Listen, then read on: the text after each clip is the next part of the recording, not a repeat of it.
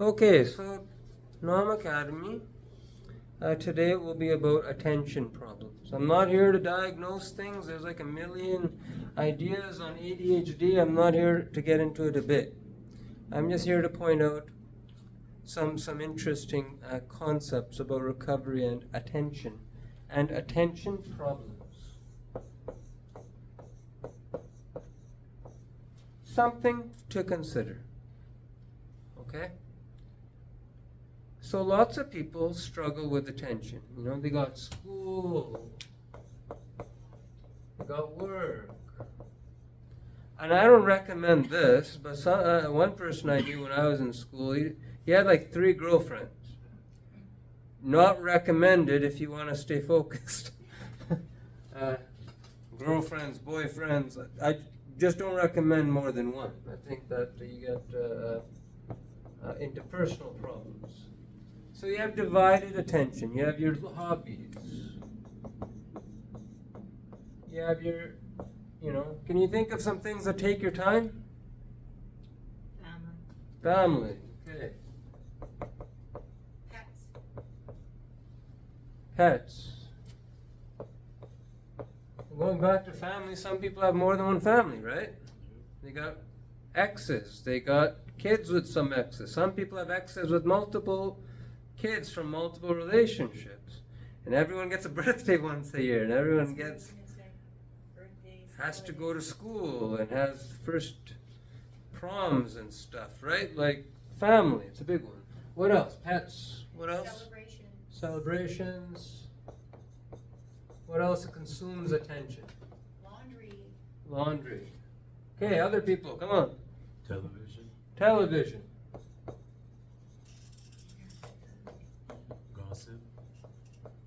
Gossip. But just activities, domains of life, parts of life. Okay, yeah, phone. These days phone consumes time, right? Phone is a medium to do all these things. So we have lots of domains of life. We have play, we have fun things, sports, workout, right? And you have to keep your Instagram page up to date, right? For some reason. What will the people say if you don't, kind of stuff. Social media, you have jobs, you have volunteering, you have to take out the trash. You start adding up how many things you have to do to live like a human. You probably didn't think it was this many, but it kind of is, isn't it? Or more? You list a few more? Yeah, groceries. Groceries. Dinner, lunch, breakfast. Food. Okay, yeah, we didn't mention food, but that's a necessity. And what goes with food, if you take in, you got to put out, right? So you got to poop and you got to pee. Yeah, you got to shower because you're sweating. You got to be intimate. You got to. So what I'm trying to tell you is that I think some people, they do this. You can reserve judgment. They read books. Some people read multiple books at the same time. It's like a weird Western thing. Like, I don't know why you would do that. Complete one book and then go to the next. But some people, they have 10 books on the go all the time. 10 different philosophies. 10 different. With one, you start the other. Huh? Get bored with one, you start the other. Oh, is that why they do it? You get bored with one and start the other one. Isn't that a philosophy of the West, right? You get bored, you start something new, and then jumble your mind up and all that, right? So, I'm just going to give an idea. You don't have to agree with me, but you think of the drains on your attention. Think of how many things consume your attention.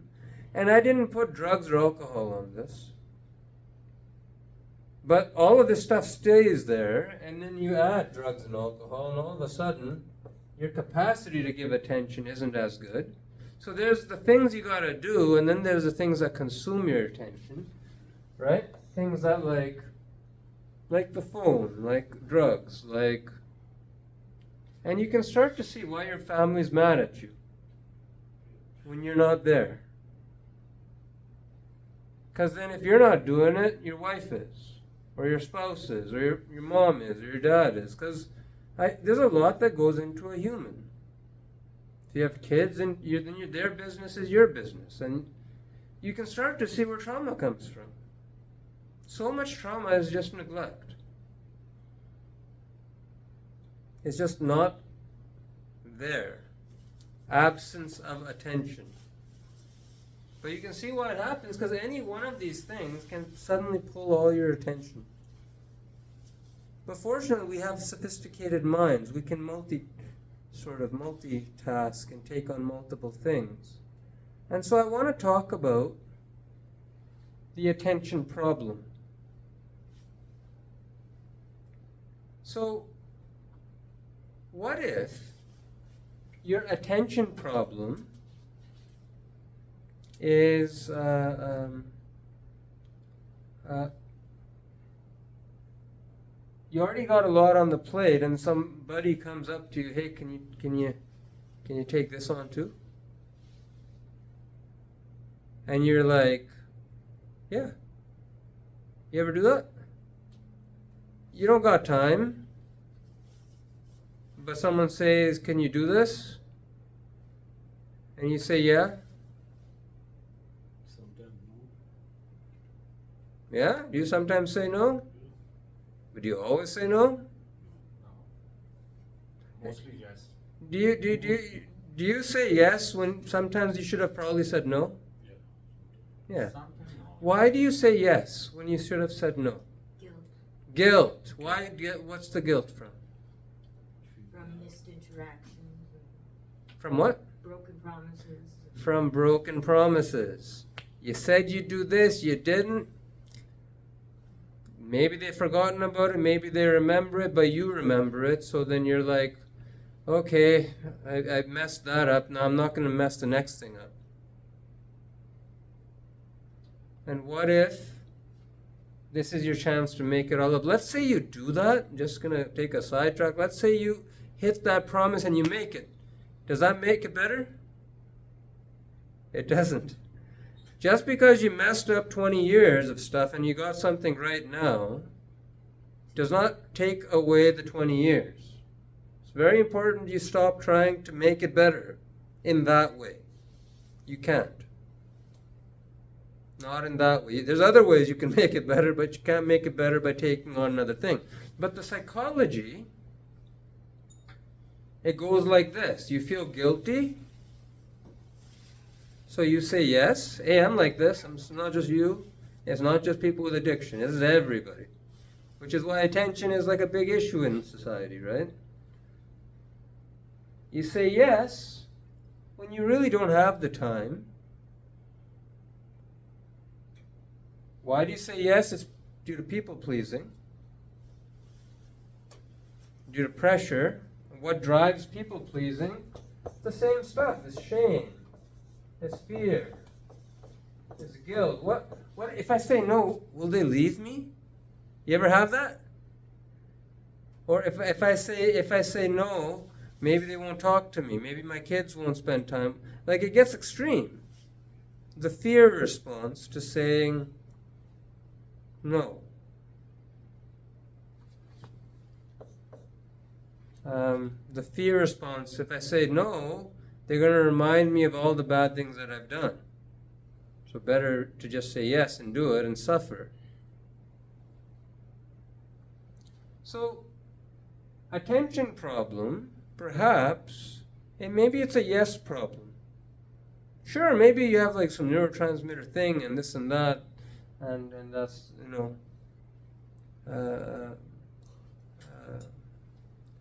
but one thing I know is when I go on my television or my phone, my computer, I open new windows. I keep opening new windows or Word documents. And at the end of the day, I have like 20 Word documents open. It's a little overwhelming. Then you don't want to do anything. So you get overwhelmed, you overcommit,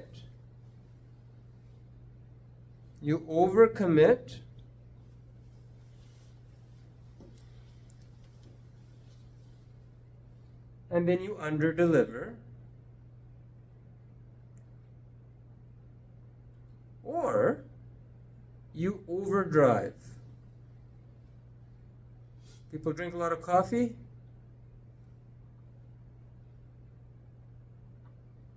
Come on. Most people drink a lot of coffee. As a way to, I did. And when I was working in the hospital, 6-8 coffees a day, bang. I didn't drink coffee until med school, and then bang. I was drinking extreme amounts of coffee. They do drugs from coffee. Drugs. Yeah, it's like, but you know what? If you have a strong drive to please someone and to get the job done, you will. And if it crosses into the world of addiction, you'll do what it takes. But the attention problem isn't necessarily going to be solved with a stimulant medication, because let's say you can only handle 10 things at a time, right? Let's say you can only handle 10 things at a time. And now you've said yes to 5 more. Now you have 15 things. You can handle this, now you have but you got to handle 5 more. So you overdrive. You can't do it, so you overdrive. You lean on, your medications or things, or sometimes we lean on our families, right? This was my household. My dad would do this routinely. He would say yes, and then he would get his family to take care of it. And it drove a strong dislike for what that pattern was, because he'd say yes, and then we'd have to do it. Oh yeah, we could paint that house, and then it's me and my brothers and my mom painting the house. Easy for him to say yes. It's self-centered, right? Believe it or not, I'm like this. It's easy for me to say yes, and then poor Mindy or Prabjeet, and I'm like, and then if I'm not careful, my yes impacts them. So you say yes, and then you overdrive to make it up. Then what happens? Now you've delivered on 15 with some overdriving. You've taken a bunch of caffeine. You've maybe you needed some extra money. You took out a loan, and now you have to deal with the consequences of that. And maybe that adds another 5 things.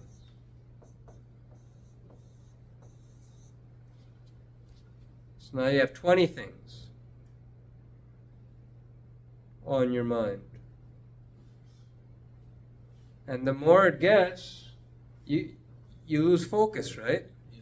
And so then you go to your family doctor and you're like, hey, 20 of Vyvanse isn't holding me anymore. Can I get 30?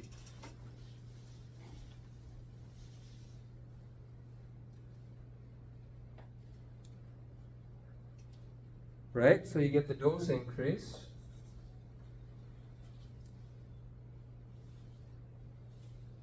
Okay, so now you can manage 20, but then, society is unusual. Once society sees you're managing 20, there's a saying, right? If you want something to get done, do you give it to the slowest worker in your office, or do you give it to the busiest worker in your office? Guess. Do you give it to the person who has nothing to do, or do you give it to the busiest person if you want something done? What do you think?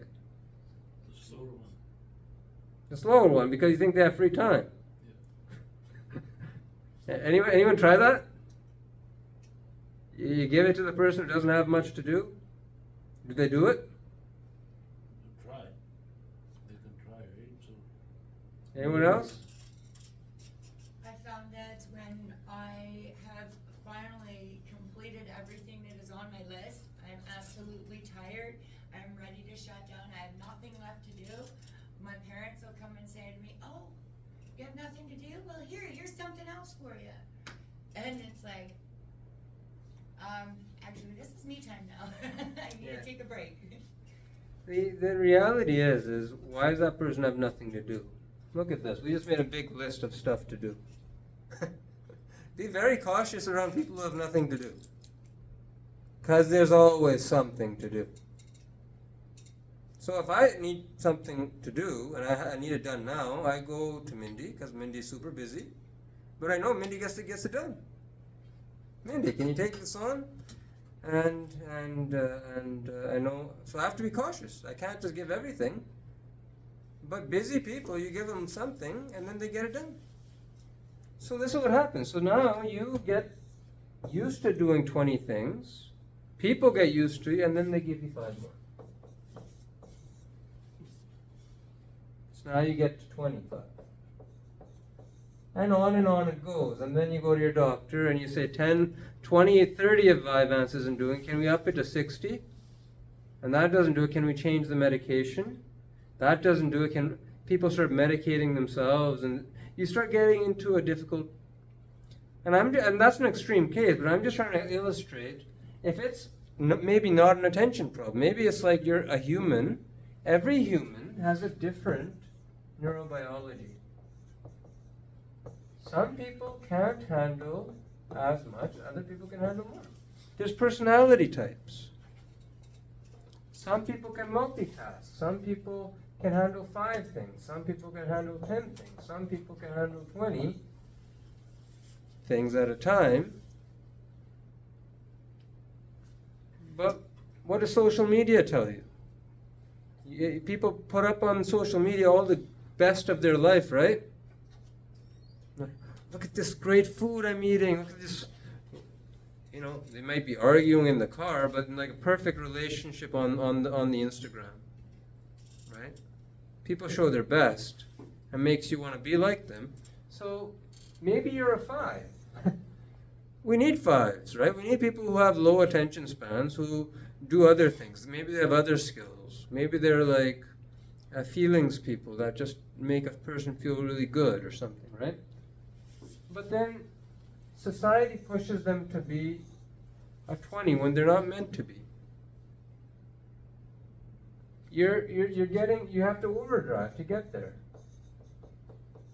And that overdrive drains you, it drains those around you, physiologically, socially, physically, spiritually, psychologically, it drains you.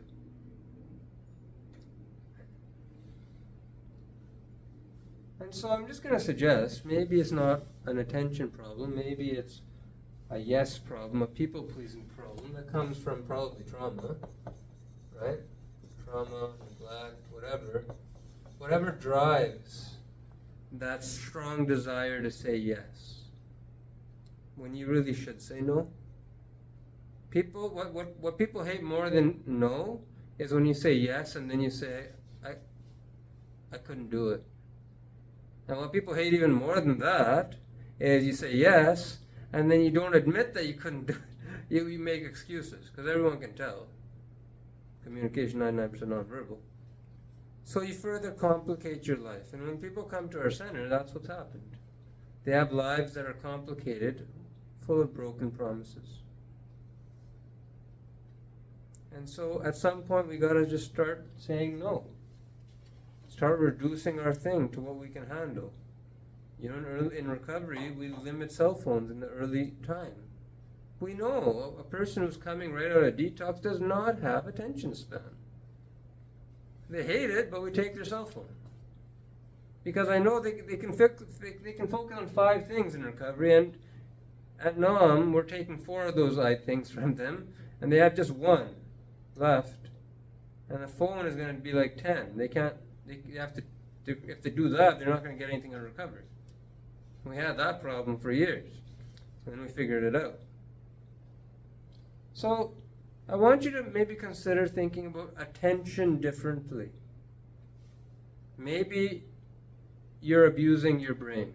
Maybe you're abusing your mind and your body in what you sign up for, in that sort of attempt to make up for lost time, or maybe to fit yourself to someone else's mold, right? We are unique. There's all sorts of personality testers, right? You can find out your personality type. I'm a thinker, my wife's a feeler. It takes me way more time and energy to be a feeler than it takes for her to be a feeler. She's good at that. She's good at community building. That's not my forte. My forte is thinking and creating and making. It takes her a lot of energy to do that. So if I try to fit her into my mold, she can't do it for long periods of time. It takes too much energy. And I can't fit myself into her mold. So why would you try? Be you, you know? Who are you? What are your strengths? Because when you don't respect your neurobiology, and maybe you've drank and drugged and messed up stuff for 20 years, and so you feel bad for a lot of stuff, and your family's like, you should be like this, and you really want to be like that. But at some point, even when you're sober, you're going to have a mold of what you're like, and your family's going to have to understand, this is what I am. And they're going to have to adjust. But when you try to be something you're not, you will fail. Eventually. It takes too much energy to be something that you're not. It takes a lot less energy to be who you are. So that's my little chat on attention. So again, this is not pro or against medications or anything like that. I just want you to start thinking about, why is your attention so divided? Why do you want to keep on clicking news articles and increase how much you read? Why do you want to read 10 books at the same time? Why do you get bored of stuff? Why do you have to start asking why. You know, why, like I do, why do I open 10 Word documents? That divides my attention. Why do I do that? Rather than, how can I do this better? Why do I do that? Why can't I focus and get one thing done before starting the next thing? And examine that, you know. It's beneficial. So maybe we'll just leave it at that. Thank you, and forgive me if I misspoke.